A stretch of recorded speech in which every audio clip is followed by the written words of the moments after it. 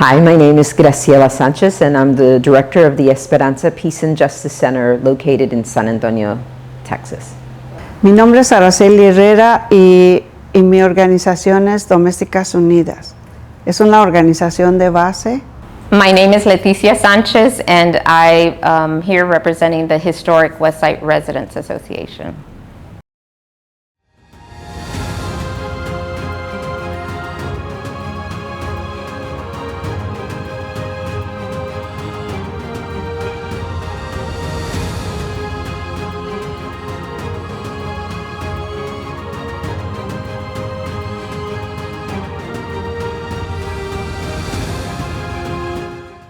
I work for the Esperanza Peace and Justice Center.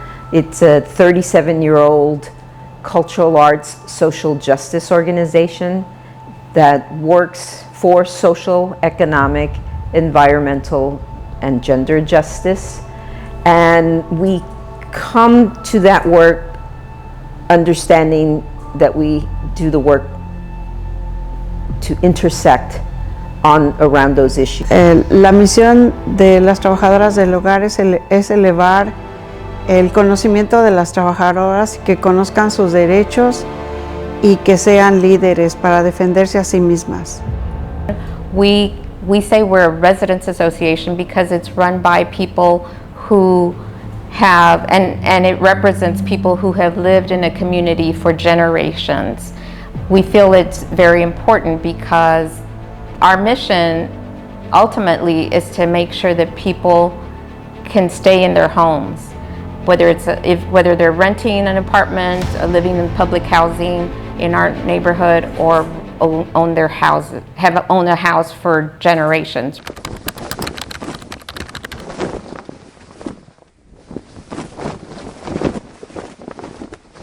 By RAD development, which is rental assistance demonstration. It is what Opportunity Homes is suggesting that we do in San Antonio now. After the film, there will be breakout group discussions where we can talk about what we saw in the film, and we can talk about the similarities. For the Esperanza, we've been around for 37 years. Funding for our organization has been hard, right? We live in a poor city, or what San Antonio is one of the most economically segregated cities in the nation. Sometimes we're first, sometimes we're second, sometimes we're third, and then we're back to one. So there are a lot of rich people, but a third of our population is poor, and they can't even survive here. Lo que estamos viviendo en este momento es que la gente no tiene tiempo, o no tiene dinero, o no tiene buena aseguranza para protegerse, para prevenir problemas de salud que vienen a consecuencia del estrés de que termina el mes y ya tienen que pagar la renta, el pago, la comida, la escuela de los niños. Because we've developed that rapport, they trust us enough to open up and say, well, actually, yes, I do need this or that. So I think that sense of knowing that somebody's there for you is a way to help appease anxiety in our community. The Diabetes Insulin Assistance Program is up and running. This was an initiative by Councilman Maki Rodriguez of District 2. The program will cover up to $100 for each insulin prescription, including refills until... We tackle health equity issues by trying to educate our residents about resources that are available to them. Many people don't know that there is the Affordable Care Act that still exists. So we have a lot of people who don't qualify for Medicaid, are too young for Medicare, they work part-time so they don't get benefits from employers. So just educating people that there are insurance programs available to them that they can actually afford. Bueno, mucha gente acude a nuestras organizaciones Y yo siempre, lo primero que pienso es que la gente tiene que ir a hacer terapias. Por esta razón nosotros los tenemos que conectar con lugares donde se preocupen por la situación de la salud mental. Estamos en la organización SEAL, que también nos apoya a nuestra coalición, y ahí se hacen estudios, se hacen encuestas de las consecuencias que quedaron del COVID, pero también cómo quedó afectada la salud mental de la gente, de la comunidad. Y con estas encuestas se puede lograr que la gente acuda a centros para hacer terapias, o también se hacen talleres para que se sanen mentalmente y físicamente, para poder seguir, insisto, defendiéndose a sí mismos. We want you to tell us your stories about growing up on the West Side, your grandparents, your parents. We're trying to capture the history so that our younger generations have something to be proud of. We didn't just show up, we've been here. And so we want to make sure that they know what that history is.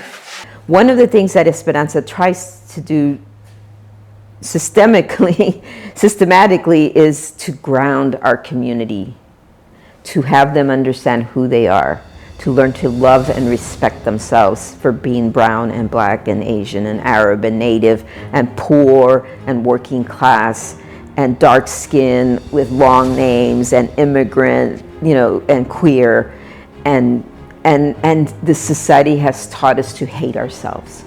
So for us, the first step is to have people learn to love themselves. Just like having people in elected positions, that's who actually care and want to make changes. That's what we need. And that's why I say also about the youth. I'm hoping that the younger people that get elected have that vision, to make changes, because things can't continue the way they're going.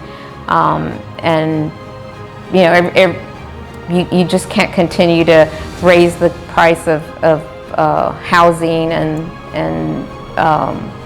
totally ignore the needs of people and their incomes, or not raise incomes for people. So I'm hoping that our youth will make changes if they, first of all, run for positions of power, and then make changes.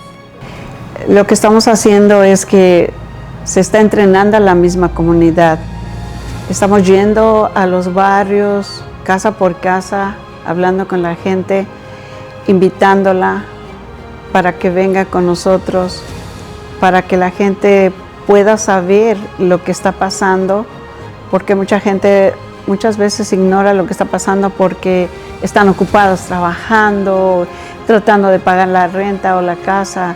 Entonces, cuando vienen aquí, saben lo que realmente está pasando y les damos entrenamientos para que aprendan a no tener miedo, para que aprendan a defenderse a sí mismos, y que ese liderazgo crezca en toda esta zona y que no quede nada más que ahorita aprendieron eso y que nosotros fuimos los que hablamos por ellos, y cuando pase el tiempo sigue la situación igual. Ellos mismos se van a defender, ellos mismos van a ser sus propios líderes. Tomen una silla aquí, por favor. ¿Alguien más quiere continuar? Nos va a hacer el juego de las sillitas.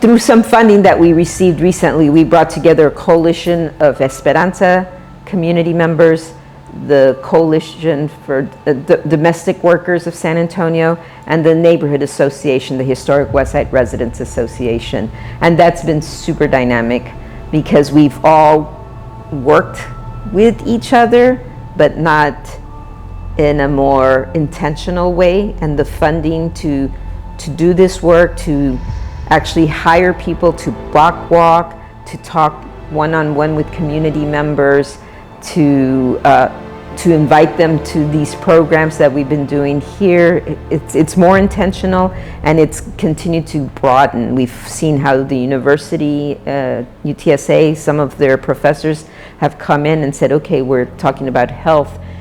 Have you considered climate change on top of that? And we have, but they have come in and said, no, we've got some funding, and we'll bring in our students to help you do some block walking. We've said our neighborhood has been demolished, and we've been trying to challenge the city because the demolitions are in the poorest part of the city, and if you ask somebody to fix the roof, they don't have $10,000 to fix a roof or $20,000 to fix the foundation. But we've also seen that the pressures of gentrification have expanded the number of demolitions that we've seen. So some of the research that these professors at UTSA have offered help us look at buildings and help us find different ways for us to challenge and to ask the city to think twice before they demolish, because we know that we can save these homes. And if we save the homes, the structures, then we keep the people inside the homes, right? And we don't have to worry about displacement. We don't have to worry if 20 people are living in a home and all the problems that come from that. We don't have to worry that they're homeless, right?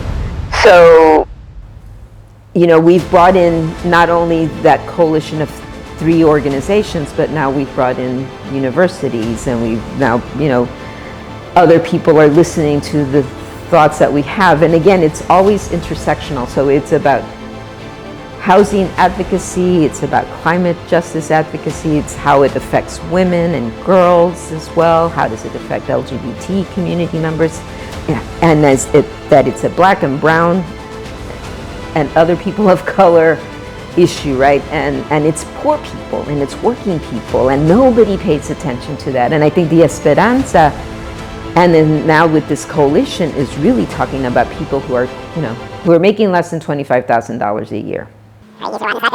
We're making less than $25,000 a year.